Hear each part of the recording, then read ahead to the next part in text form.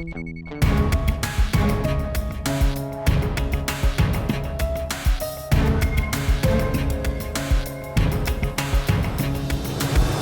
жасар баланың елпен деген зарпына өзі 6 жасында камшат бөркі басында, тобылғы торы атасында, қаршығасы қолында, құмай тазы соңында көрсе күйік заулайды.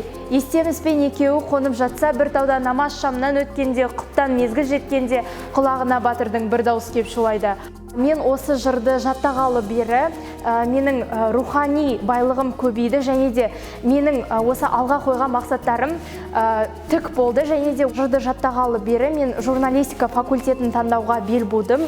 Бұл жырды жаттау арқылы балалардың рухани дүниесі байиды, тіл байлығы артады, және отанына, еліне деген патриоттық сезімі нығаяды деп ойлаймын. Қобыланды батыр жырын жаттау барысында оқушылардың, әдебиетті сүйетін оқушылардың ынтасы арта түсті. Бұл жобаның маңызы өте зор деп ойлаймын.